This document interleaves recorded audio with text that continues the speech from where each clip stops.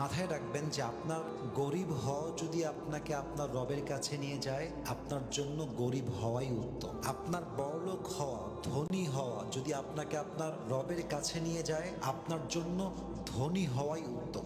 মূল কথা হচ্ছে, আমার জীবনের যেই পরিস্থিতি, যেই মুহূর্ত আমাকে আমার রবের কাছে নিয়ে যায়, আমাকে আমার রবের স্মরণ করিয়ে দেয়, এটা আমার চোখে যতই খারাপ হোক, no matter what, but it's a blessing part of my life. আমার জীবনের যেই পরিস্থিতি আমাকে আমার রবের কাছে নিয়ে যায়, এটা আমার চোখে যতই খারাপ হোক না কেন, but I have to know that is a blessing part of my life.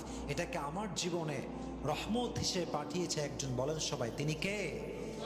আর আমার জীবনের যেই পরিস্থিতি আমাকে রবের থেকে দূরে নিয়ে যায়, এটা আমার চোখে যতই সুন্দর হোক, যত ভালো হোক, মাথায় রাখতে হবে এটা আমার জীবনে রহমত নয়, এটা আমার জীবনে গজব হয়ে এসেছে।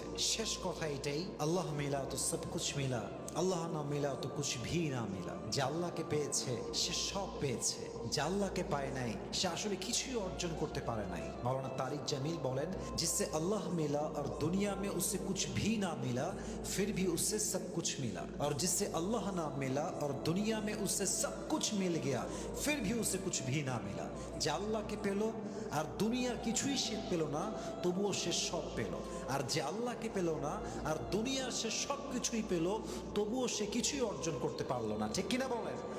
এজন্য দুঃখ কষ্ট যতই বেশি আসুক, আমরা রবের থেকে দূরে যাব না, বরং আমরা রবকে বেশি বেশি স্মরণ করব, বেশি বেশি সেজদা দিব, বেশি বেশি জিকির করব।